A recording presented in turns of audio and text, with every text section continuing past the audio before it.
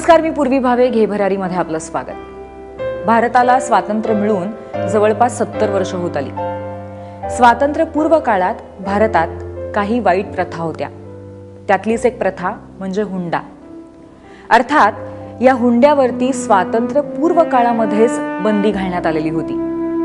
पण आज स्वातंत्र्य मिळून 70 वर्ष झाली तरी सुद्धा हुंडा बळींची संख्या सातत्याने वाढतच चालली आहे. नुकताच पुन्हा एकदा असाच एक प्रसंग आला. हुंड्यामुळे एका तरुण मुलीने आत्महत्या केली. या मुलीचं नाव होतं शीतल वायाळ.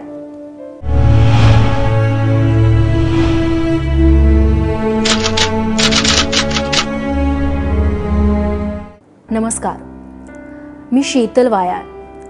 आज मी तुमच्यात नाही आहे कारण काही दिवसांपूर्वीच मी माझं आयुष्य संपवलं. आत्महत्या करणं हा खरं तर भ्याडपणा, पळपुटेपणा वाटत असेल कदाचित तुम्हाला. चुकलेही असेल मी कदाचित, पण मी हे असं का केलं हेच सांगण्यासाठी आज मी तुमच्याशी बोलायला आली आहे. तुमच्यापैकीच मी एक. नव्या आयुष्याची, सुखी संसाराची स्वप्न पाहत मी जगत होते. लग्न ही गोष्ट खरं तर नव्या आयुष्याची सुरुवात समजली जाते, मात्र माझ्यासाठी हेच लग्न आयुष्याचा शेवट ठरला. मी अगदी सर्वसामान्य कुटुंबात जन्माला आले होते. आई वडील दिवस रात्र कष्ट करून पैसे जमवत होते. का माहितीये? माझ्या लग्नासाठी, माझ्या सासरच्यांना भरपूर हुंडा देता यावा यासाठी. इतके कष्ट करूनही नाही जमलं त्यांना हुंडा उभा करणं.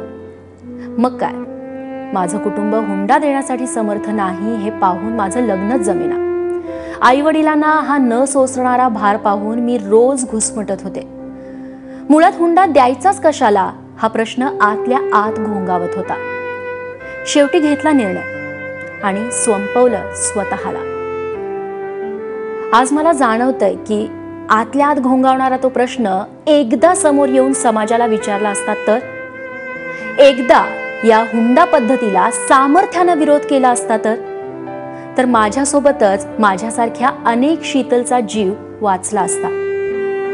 तुम्हाला एक सांगू, मी केलेली ही चूक तुम्ही करू नका. या जीवघेण्या प्रथेविरुद्ध आवाज उठवा आणि पुन्हा कुठल्याही मुलीला जीव देण्याची वेळच येणार नाही याची जबाबदारी घ्या. हुंडा घेणार नाही, हुंडा देणार नाही ही शपथ घ्या.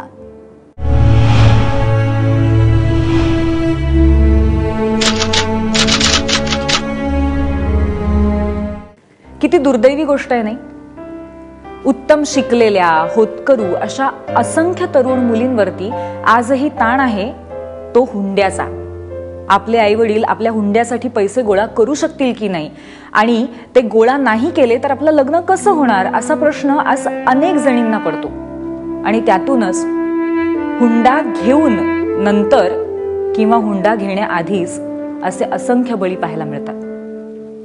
पण अजूनही वेळ गेलेली नाहीये.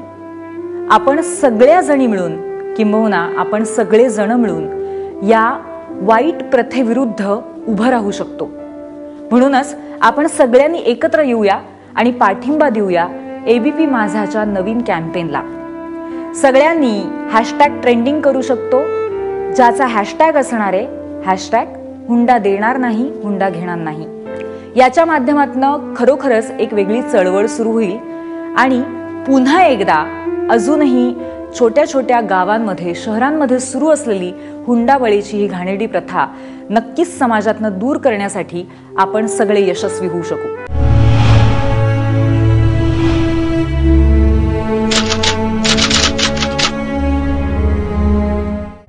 समाजामध्ये अशा प्रथा आहेत, पण त्यांना अपवाद नाहीयेत असं नाहीये. आणि हे अपवाद आहेत म्हणूनच आपण बदलाची अपेक्षा करू शकतो.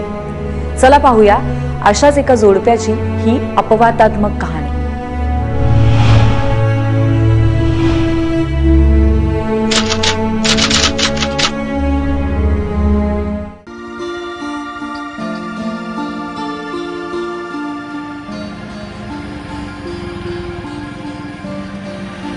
माळाकोळी 10,000 लोकवस्तीचं टुमदार गाव. पण सध्या गावात चर्चा आहे ती जालिंदर कागणेंच्या पराक्रमाची. गेल्या वर्षी जालिंदर कागणेंनी 15 वर्षांपूर्वी लग्नात घेतलेला लाखभराचा हुंडा परत केलाय. मोहिनी भिसेनं हुंडा द्यायला पैसे नसल्यामुळे आपला जीव दिला. मराठवाड्यात या बातमीनं खळबळ उडाल्यावर आता प्रत्येक जण जालिंदर कागणेंचं उदाहरण देतोय.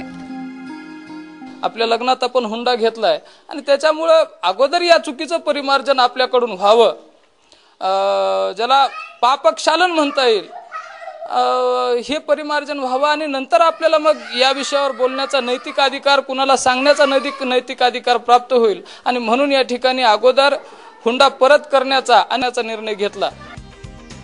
खरं तर 15 वर्षापूर्वी लाखभराची किंमत खूप मोठी होती. काळ सरत गेला तशी पैशांची किंमतही कमी झाली. पण जावयाला झालेली उपरती बघून सासरचेही थक्क झालेत. त्यांनी हा सगळा पैसा सिंधुताई सपकाळ यांच्या संस्थेला दान केला.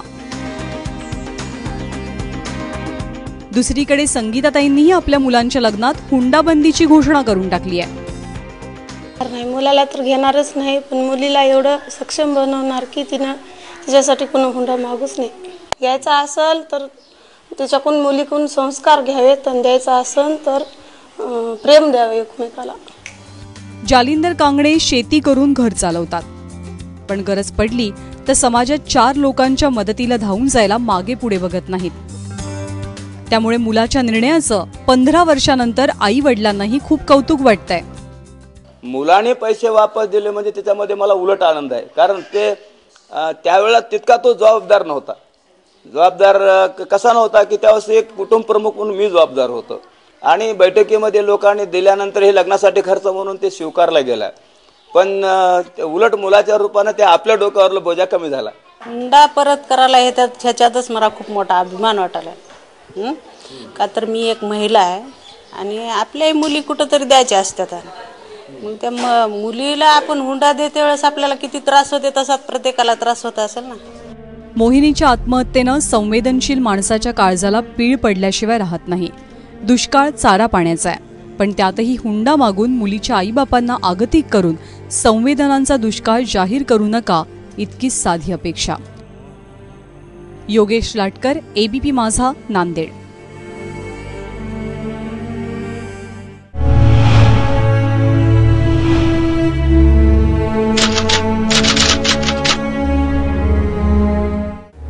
आजच्या विशेष भागामध्ये आता वेळ झाली एका छोट्याशा विश्रांतीची, पण पुन्हा एकदा आठवण करून देते. #हुंडा घेणार नाही, हुंडा देणार नाही या हॅशटॅगला ट्रेंड करून तुम्ही एबीपी माझाच्या हुंड्याविरुद्धच्या कॅम्पेनला सपोर्ट करू शकता.